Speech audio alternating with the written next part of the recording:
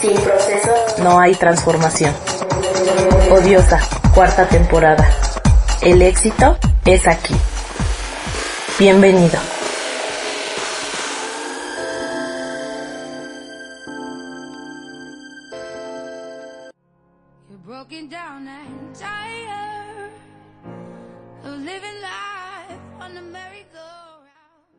Todos caminamos por la vida con una caja invisible entre las manos. Dentro no hay certezas ni respuestas absolutas, sino herramientas emocionales que se fueron formando con cada caída, con cada pérdida, con cada decisión tomada a pesar del miedo. No las compramos ni nos las enseñan en la escuela, las construimos viviendo. Cada experiencia deja una marca y cada marca, si la miramos con honestidad, se transforma en un recurso. Abrir la caja emocional implica dejar de preguntarnos por qué nos duele y empezar a preguntarnos qué sabemos hacer con ese dolor, qué hemos aprendido antes, qué partes nuestras ya atravesaron noches largas y amanecieron.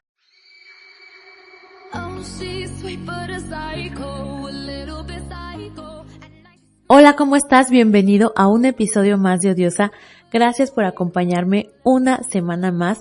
Y bueno, te tengo que dar esta noticia. Estamos en la recta final de esta 4ª temporada que definitivamente ha estado llena de aprendizajes, llena de momentos increíbles, pero todo principio tiene un final, como ya lo hemos visto muchas veces en estos episodios, y el final de esta 4ª temporada está por llegar. Así que no te pierdas estos últimos episodios de la 4ª temporada y con mucho gusto te estaré avisando cuándo comenzaremos con la 5ª temporada, que seguramente traerá muchas sorpresas, muchos cambios, muchas nuevas cosas para nuestras vidas. Y bueno, pues después de esta noticia, ahora sí, nuevamente bienvenido a este episodio de Odiosa, un episodio en el que vamos a hablar de algo que está dentro de nosotros y que muchas veces no miramos. Porque hay objetos que no se ven, no ocupan espacio físico, pero determinan la manera en que caminamos por el mundo. Una de esas presencias invisibles es la caja de herramientas emocionales, ese conjunto de recursos internos que vamos acumulando con cada experiencia vivida y que paradójicamente solemos olvidar justo cuando más la necesitamos. No nacemos con una caja completa, llegamos al mundo con las manos abiertas, sensibles, torpes incluso. Pero la vida, con su ritmo irregular, sus golpes inesperados y sus caricias repentinas, es quien va colocando dentro de esa caja cada herramienta. Algunas entran con suavidad, otras a la fuerza y casi todas se guardan sin un manual de instrucciones. Así que en este episodio no te voy a enseñar a herramientas nuevas, sino para recordarte las que ya tienes, porque el verdadero problema no es la carencia, sino el olvido. Pero seguramente te estás preguntando, ¿qué es una caja de herramientas emocionales? Una caja de herramientas emocionales es ese conjunto de recursos internos que hemos ido construyendo quizá sin darnos cuenta o quizá siendo conscientes de que ahora tenemos nuevos recursos. Puede ser de manera inconsciente y también de manera consciente. Generalmente no se forma en los momentos de calma ni tampoco se aprende en manuales, sino que aparece cuando la vida aprieta y no hay otra opción que responder. Es la inteligencia emocional que se forjó en la práctica, cuando tuviste que improvisar con lo que había dentro de ti. Ahí habitan tus límites, los que aprendiste después de cruzarlos. La capacidad de pedir ayuda cuando el orgullo ya no servía. La habilidad de retirarse a tiempo, de esperar, de decir no sin culpa. También están esas estrategias invisibles: respirar antes de reaccionar, elegir el silencio en lugar de la confrontación, reconocer cuándo una emoción necesita ser sentida y cuándo necesita ser regulada. Todas tus herramientas cumplen una función, incluso aquellas que nacieron de errores o de decisiones que hoy mirarías distinto. También enseñaron algo sobre ti, sobre tus límites, sobre lo que no estás dispuesto a repetir. El verdadero problema no es carecer de recursos, sino desconectarte de ellos. En medio de una crisis, la memoria emocional se nubla y aparece la sensación de vacío, como si nunca antes hubieras atravesado nada similar. Olvidas que ya supiste sostenerte, que ya encontraste salidas, que tu sistema interno sabe adaptarse aunque el miedo grite lo contrario. Así que, ¿qué guardas en tu cajita de herramientas? Resiliencia, empatía, alegría, autoconocimiento. Vamos más adelante a revisar estas herramientas emocionales que todos tenemos, pero que no todos nos hemos dado cuenta, que no todos nos hemos atrevido a mirar. Revisar tu caja de herramientas emocionales es un acto total de madurez, porque implica reconocer tu historia sin idealizarla, recuperar la confianza en tu capacidad de respuesta y dejar de tratar cada dificultad como una amenaza absoluta. No para evitar el dolor, sino para recordar que no llegas a él desarmado. Esta caja de herramientas emocionales no solo se construye para sobrevivir, sino para amar mejor, para perder con dignidad y para vivir, por supuesto, con mayor conciencia. No se trata de endurecerte frente a la vida, sino de volverte más presente ante ella. Cada herramienta es una forma distinta de vincularte con el dolor sin negarlo y con la alegría sin apegarte.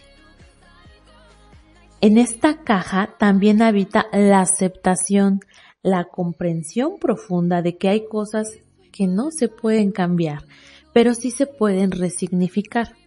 Aceptar no es rendirse, es dejar de pelear con lo inevitable para usar la energía en lo que sí depende de ti.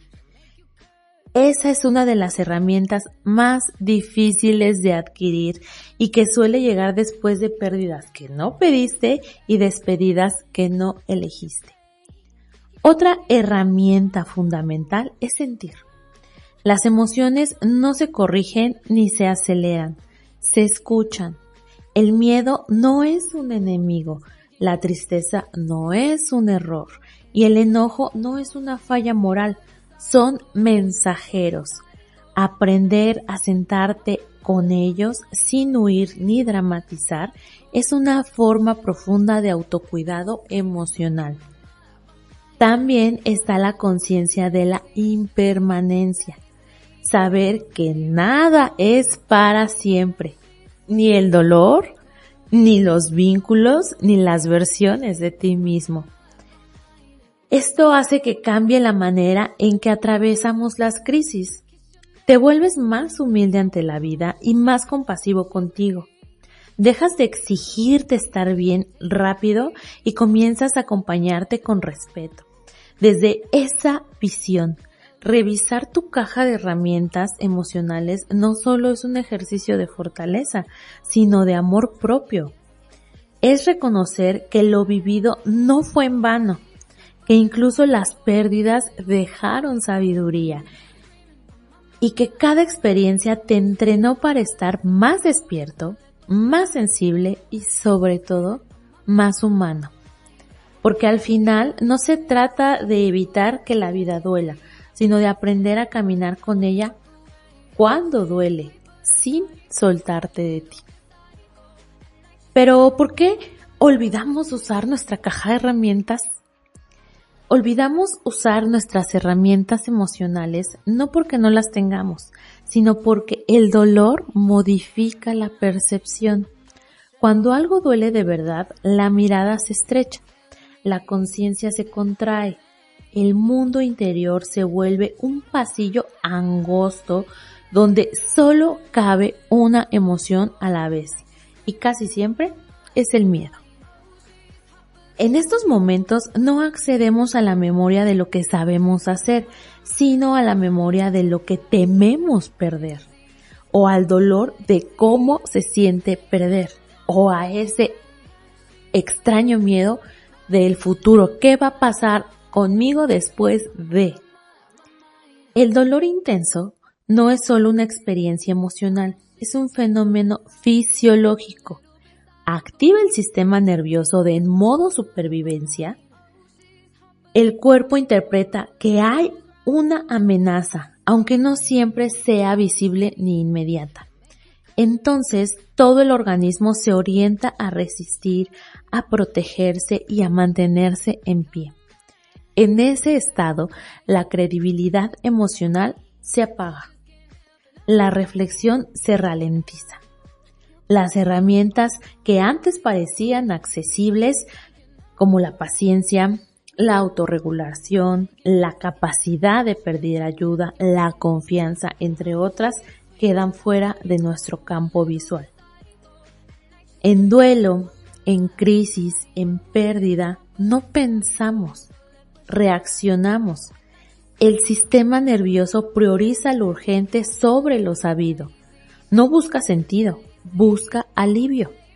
Por eso muchas personas dicen, no sé qué me pasó, yo no soy así. Después de una ruptura, después de una muerte, después de una traición o de un cambio radical. Y es verdad, no son así. Estaban en modo supervivencia. El problema aparece cuando confundimos ese estado transitorio con nuestra identidad permanente. Recordemos que todas las emociones son válidas, pero no todas las acciones. Cuando creemos que el miedo es todo lo que somos, cuando pensamos que haber olvidado nuestras herramientas significa que nunca las tuvimos, ahí es donde el dolor se vuelve doble. Duele lo que pasó y duele la idea de no ser capaces de sostenernos. Y eso nos pasa a todos en cualquier pérdida significativa que tenemos. Miramos hacia el futuro y no nos creemos capaces de salir adelante después de lo que acabamos de vivir. Olvidamos usarlas, porque el dolor exige la atención total, porque ocupa espacio mental, porque cuando algo duele, el cuerpo grita y la mente obedece. Y en ese grito no hay lugar para recordar procesos largos, aprendizajes sutiles o fortalezas silenciosas. Solo hay lugar para la urgencia. Por eso la importancia de detenernos a sentir, detenerse para regular, para permitir que el sistema nervioso salga poco a poco de ese estado de alerta máxima. Respirar no es un cliché espiritual, es una señal biológica de seguridad. Cuando respiramos de forma consciente, le decimos al cuerpo, no estamos en peligro inmediato. Y solo entonces la mente empieza a ampliar su campo de visión. Recordar las otras veces que hemos salido adelante de crisis, además de una experiencia corporal, es permitir que la sensación de haber sobrevivido antes vuelva a sentirse. Es dejar que el cuerpo reconozca que ya ha estado ahí, en otras versiones del dolor y que no se extinguió. Recordar no para negar lo que duele, sino para acompañarlo.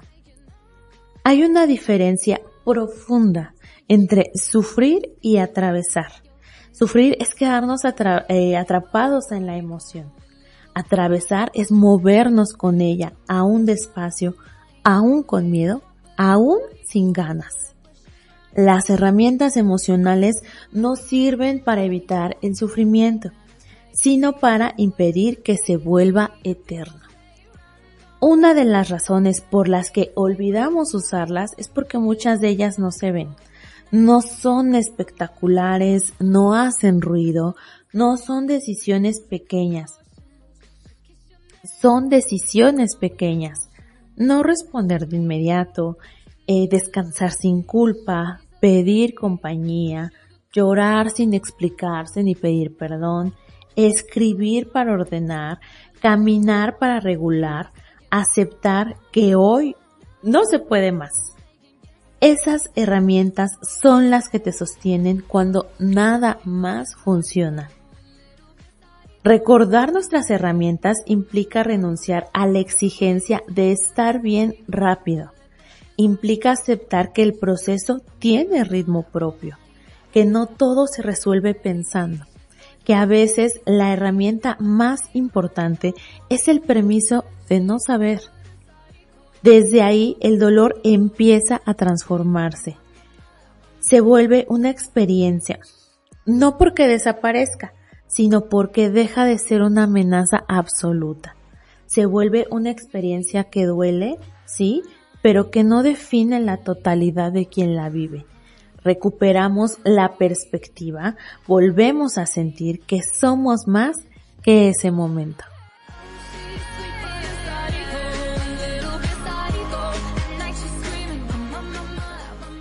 Entre estas herramientas están nuestras habilidades de afrontamiento, las técnicas que tenemos para mejorar el estrés y la tristeza. Hay días definitivamente en los que el cuerpo se adelanta a las palabras. El estrés y la tristeza no siempre llegan con un aviso claro, a veces se filtran en lo cotidiano, en la taza de café que se enfría intacta, en la irritación desproporcionada por cosas pequeñas, en el silencio que pesa más que el ruido. Afrontar no es eliminar estas emociones, sino aprender a caminar con ellas sin que nos arrastren. Durante mucho tiempo se nos enseñó que sentir tristeza era debilidad y que el estrés era una prueba de productividad. Aprendimos a resistir, no a sostenernos. Sin embargo, las habilidades de afrontamiento no nacen de la negación, sino del encuentro honesto con lo que duele.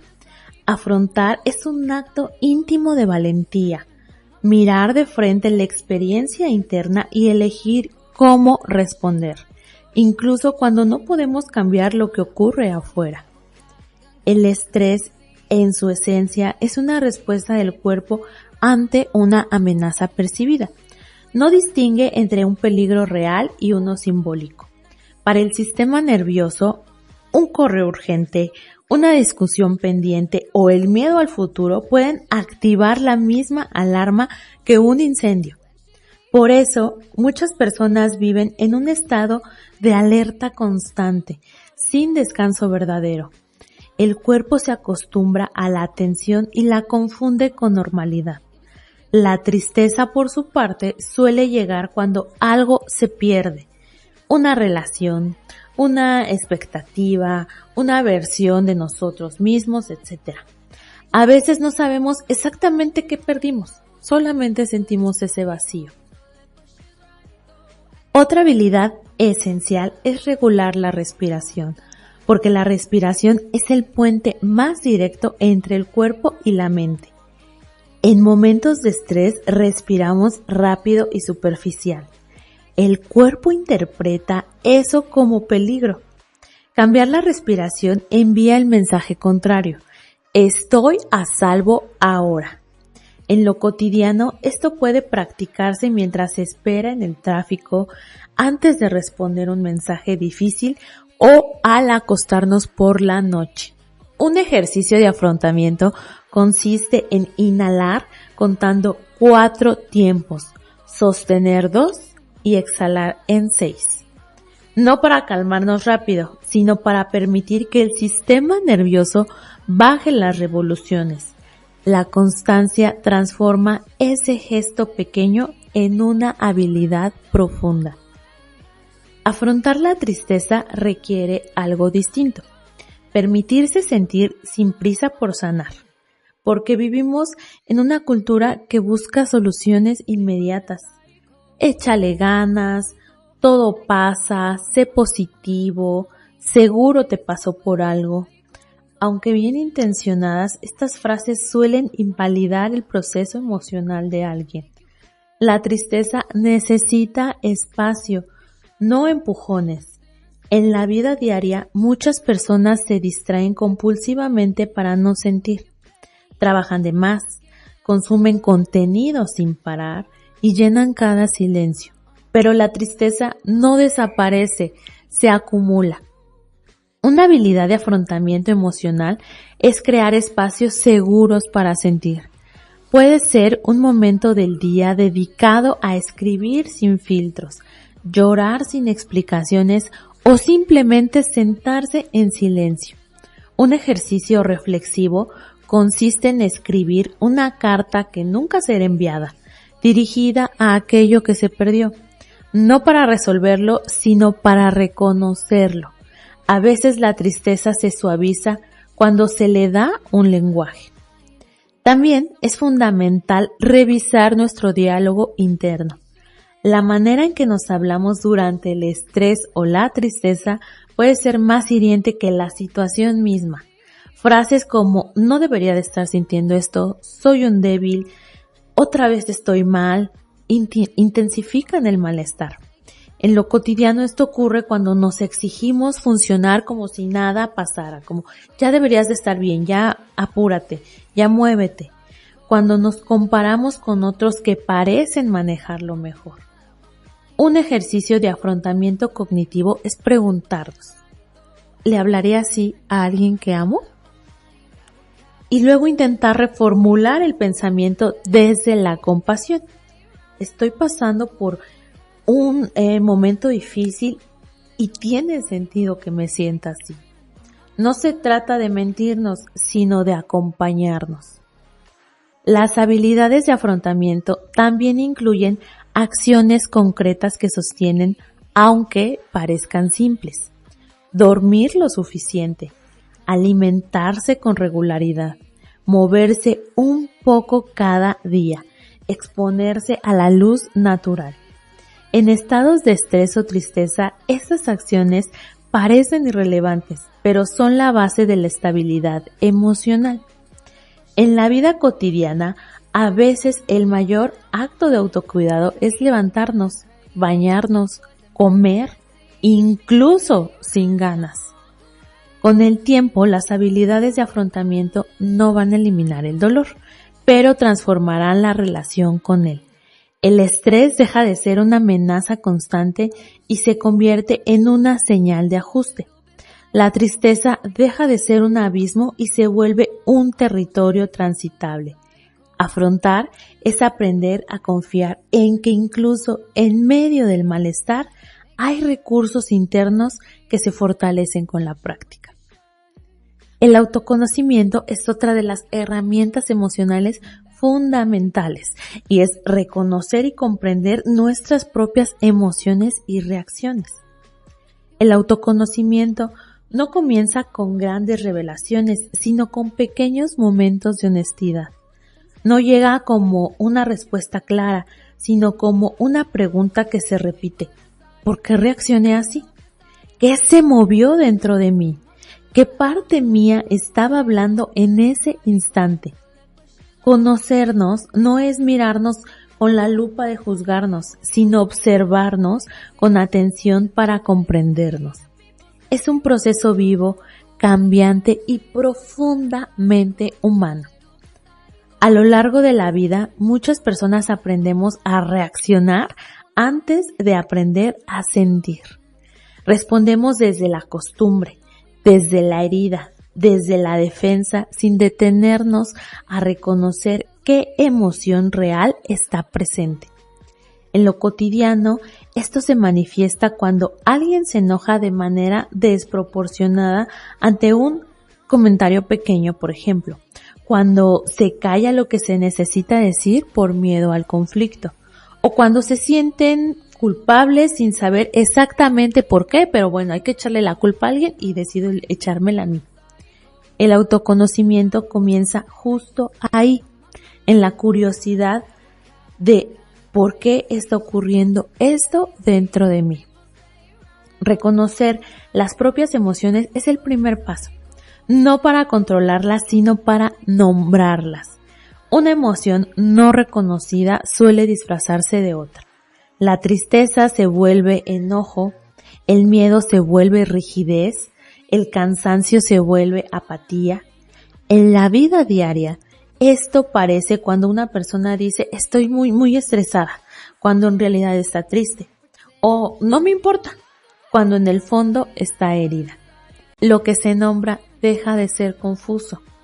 Comprender las emociones implica también reconocer de dónde vienen.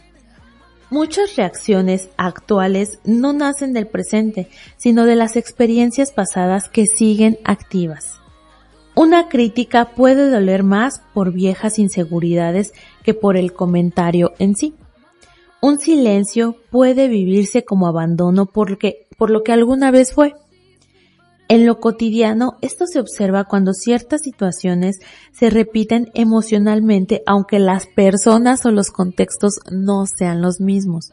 Un ejercicio de autoconocimiento profundo es preguntarnos después de una reacción intensa, ¿esto que sentí pertenece solo a este momento o se parece a algo que ya he vivido antes?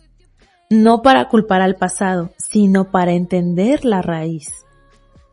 El autoconocimiento también requiere observar las propias reacciones corporales. El cuerpo suele responder antes que la mente. Se tensa, se acelera, se contrae o se apaga. En la vida cotidiana, esto se manifiesta cuando el estómago se cierra ante ciertas personas, cuando el cuerpo se relaja con otras, cuando aparece un cansancio repentino en situaciones específicas. Estas señales son información súper valiosa. Un ejercicio corporal consiste en identificar qué ocurre en el cuerpo durante estas emociones intensas. Se aprieta la mandíbula, se encogen los hombros, se acelera la respiración. Anotar estas observaciones ayuda a reconocer las emociones antes de que se desborden. El cuerpo no exagera, avisa. Conocerse también implica entender las propias defensas. No todas las reacciones son emociones puras. Muchas son mecanismos aprendidos para protegerse. El sarcasmo, la indiferencia, la complacencia excesiva o el aislamiento. En lo cotidiano, estas defensas aparecen cuando alguien evita hablar de lo que siente haciendo bromas, cuando dice que todo está bien para no incomodar o cuando se distancia emocionalmente para no ser herido. Comprender las propias emociones también implica aceptar la contradicción interna. Una persona puede amar y resentir al mismo tiempo, desear avanzar y temer al cambio, sentirse fuerte y vulnerable en un mismo día. El autoconocimiento no busca coherencia perfecta, sino integración. En la vida diaria, aceptar esta ambivalencia reduce la culpa por no saber lo que se quiere. Finalmente, el autoconocimiento es un proceso que se cultiva con paciencia. No se trata de llegar a una versión final de uno mismo, sino de acompañarse en constante transformación. Cada emoción reconocida, cada reacción comprendida, construye una relación interna más honesta y compasiva. Conocerse no es mirarse para corregirse, sino para entenderse. Y en esa comprensión, poco a poco surge la posibilidad de elegir con mayor libertad cómo sentir, cómo reaccionar y cómo habitar la propia vida sin dejarnos a un lado. Y aquí también tenemos las prácticas de autocuidado, las actividades que promueven nuestro bienestar físico y mental. Hubo un tiempo en que el autocuidado se confundió con lujo, con velas aromáticas, escapadas ocasionales o silencios que solo parecían posibles cuando todo lo demás estaba resuelto. Sin embargo, la vida real rara vez ofrece condiciones ideales. El cuerpo duele mientras hay pendientes. La tristeza aparece en medio de obligaciones y el cansancio no pregunta si es un buen momento. Por eso, hablar de prácticas de autocuidado no es hablar de evasión, sino de presencia, de aprender a sostenernos aun cuando la vida no se detiene. En la vida diaria, el autocuidado se revela en decisiones pequeñas. Levantarse unos minutos antes para respirar, decir que no cuando el cuerpo pide descanso, elegir una comida que nutra en lugar de castigarla. Cuidarse empieza por reconocer las propias necesidades, algo que parece simple pero que no lo es. Muchas personas han aprendido a sobrevivir ignorándose a sí mismos. El cuerpo se vuelve funcional pero no escuchado. La mente se llena de exigencias pero no de comprensión. En la vida diaria esto se manifiesta cuando alguien sigue adelante aún con fiebre, cuando minimiza su tristeza porque otros están peor, cuando posterga indefinidamente lo que necesita. Otra práctica fundamental es cuidar el cuerpo como territorio sagrado, no como un instrumento de rendimiento. El cuerpo no existe para producir, existe para vivir. En lo cotidiano esto se nos olvida cuando comemos a prisa, cuando se duerme poco como si no fuera una virtud, cuando no hacemos ejercicio, cuando no nos alimentamos con comida saludable, cuando se ignoran las señales de agotamiento. El autocuidado corporal no es perfección física, es respeto. El autocuidado mental requiere revisar la manera en que se habita el pensamiento. No todo lo que se piensa es verdad, pero todo lo que se piensa impacta. En momentos de estrés o tristeza, la mente suele volverse dura, repetitiva, crítica. En lo cotidiano, esto se observa en diálogos internos castigadores. No es suficiente, debería poder, siempre fallo, soy un fracaso. Un ejercicio de autocuidado cognitivo es aprender a pausar el pensamiento automático y preguntarnos, ¿esto que me digo me ayuda o me hiere? Si te hiere, puede reformularse desde la compasión. Estoy haciendo lo mejor que puedo con lo que tengo hoy. No se trata de pensamiento positivo forzado, sino de honestidad amable. Finalmente, el autocuidado espiritual, independientemente de las creencias o religiones, tiene que ver con conectar con algo más grande que la exigencia diaria. Puede ser la naturaleza, la fe, el arte, el silencio. En la rutina esto aparece cuando alguien se permite contemplar el cielo, agradecer conscientemente, recordar que su valor no depende solo de lo que hace. Practicar el autocuidado no elimina el dolor ni evita la crisis, pero construye un suelo interno más firme. Enseña a tratarse como alguien valioso incluso cuando no se siente fuerte. Al final, el autocuidado no es egoísmo ni indulgencia. Es la forma más honesta de permanecer en la propia vida sin abandonarnos en el intento. Y finalmente, algo que también requerimos en nuestra caja de herramientas es una red de apoyo. La identificación de personas y grupos que pueden ofrecernos apoyo emocional. Nadie aprende a vivir solo, aunque la cultura insista en la autosuficiencia como ideal. La experiencia humana se construye en vínculo. Desde el inicio sobrevivimos porque alguien nos sostuvo, alguien nos miró y alguien nos respondió. Hablar de una red de apoyo es en el fondo recordar que no estamos hechos para atravesar la vida en aislamiento. Una red de apoyo es un entramado de personas, espacios y presencias que pueden ofrecer contención emocional cuando el peso interno se vuelve demasiado. No se trata solo de quién está cerca físicamente, sino de quién está disponible emocionalmente. En lo cotidiano, esto se nota cuando alguien puede escucharnos sin juzgar, cuando otra persona valida lo que sentimos sin intentar corregirlo, cuando un grupo nos hace sentir parte incluso en el silencio. Identificar la propia red de apoyo requiere honestidad emocional. Muchas personas confunden cercanía con apoyo. Hay vínculos frecuentes que no necesariamente sostienen y hay presencias discretas que ofrecen refugio genuino.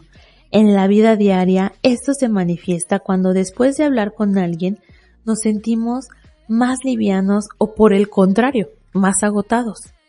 La red de apoyo no se limita a amistades cercanas o familia. Incluye personas que acompañan desde roles específicos, terapeutas, maestros, mentores, colegas, comunidades espirituales o creativas. También es importante reconocer que no todas las personas pueden ofrecer el mismo tipo de apoyo. Algunas escuchan muy bien, otras acompañan desde la acción, otras brindan estructura o perspectiva. Esperar que una sola persona cubra todas las necesidades emocionales suele generar frustración. En la vida cotidiana, esto se observa cuando alguien se siente decepcionado porque un amigo no sabe escuchar, aunque sí está presente de otras formas. Un ejercicio reflexivo consiste en identificar qué tipo de apoyo ofrece cada persona significativa.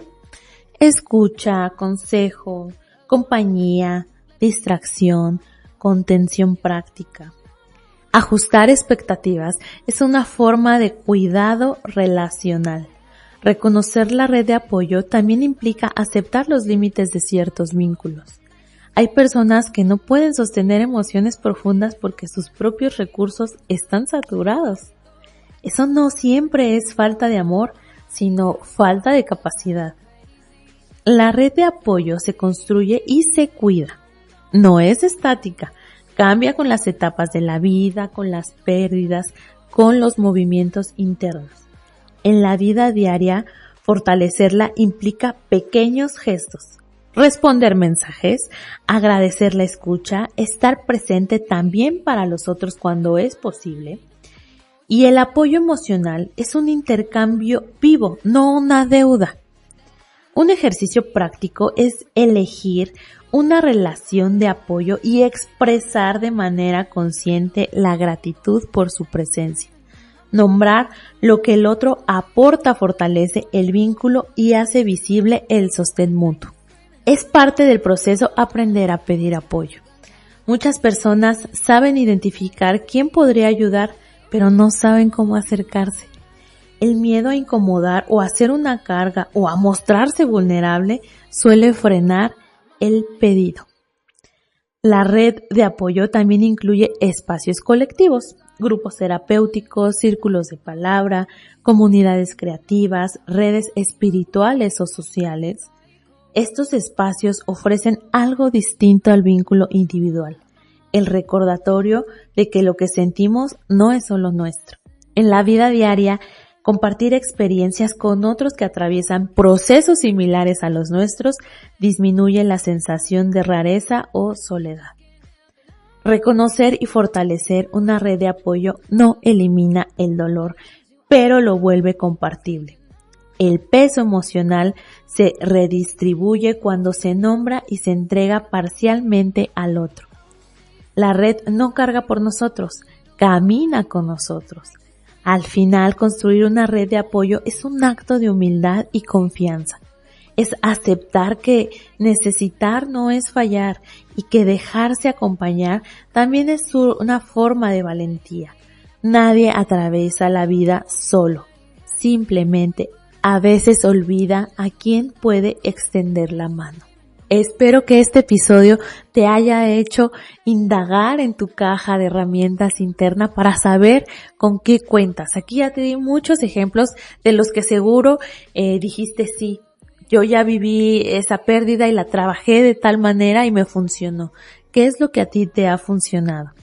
La conclusión del tema del día de hoy es que usar esas herramientas emocionales no es un acto heroico. es un acto humilde, es reconocer que no estamos empezando de cero, que la vida ya nos entrenó aunque no lo haya hecho con suavidad, que hay una inteligencia interna que sabe cómo sostener, aunque a veces necesite silencio, pausa y tiempo para volver a escucharse. Y quizá al final no olvidamos nuestras herramientas, simplemente necesitamos que alguien o algo nos recuerde que están ahí, que no estamos desarmados, que incluso en el dolor más profundo hay partes de nosotros que saben cómo acompañar, cómo esperar y cómo seguir, no para negar lo que duele, sino para no hacerlo solos. La caja de herramientas emocionales es la prueba silenciosa de que has vivido, de que has amado, de que has perdido y aún así sigues aquí. No es una promesa de que nunca más te va a doler algo, sino una certeza de que ya has sobrevivido antes. Y si lo hiciste una vez, hay algo dentro de ti que sabe cómo hacerlo de nuevo. Eso es lo que guardas en tu caja. Y hoy, más que aprender algo nuevo, quizás solo necesitabas recordarlo.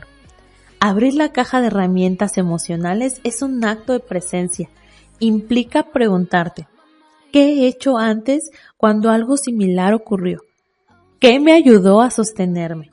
¿Qué herramientas usé sin darme cuenta? No se trata de ser fuerte todo el tiempo, sino de ser honesto con tus recursos. Y si quieres contarme qué hay en tu caja de herramientas, no olvides que puedes seguirme en todas mis redes sociales. En Facebook me encuentras como Odiosa. En Instagram me encuentras como @odiosa_podcast.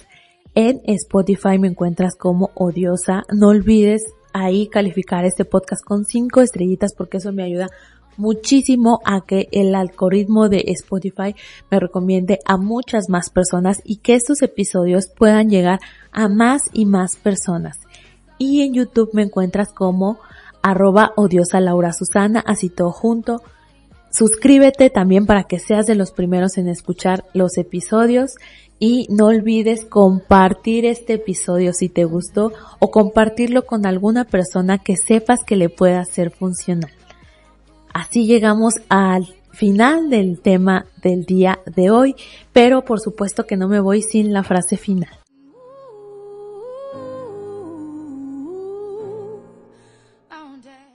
Estás hecho de todo lo que un día creíste no superar, de esos días en que pensaste que no ibas a poder, de las veces que te dolió el pecho pero igual seguiste, de cada lágrima que limpiaste solito, de cada paso que diste sin saber muy bien hacia dónde pero confiando de todas maneras. Eres el resultado de tu fuerza, de tu ternura también, de tus silencios llenos de preguntas y de esas pequeñas victorias que nadie vio, pero que tú sentiste en el cuerpo. No te olvides de eso cuando te venga la duda, cuando el mundo parezca ir más rápido que tú. Eres más fuerte de lo que crees, pero no por haber caído, sino por haberte levantado una y otra vez. Con el corazón en la mano, y si hoy estás cansada, para, respira y recuerda esto: todo lo que eres lo construiste con amor, con lucha y a tu tiempo. La caja de herramientas emocionales no se hereda, se construye. Cada herramienta nació en un momento en que no sabíamos si podríamos sostenernos, y aún así lo hicimos. Abrir esa caja es un acto de reconocimiento a nuestra propia historia.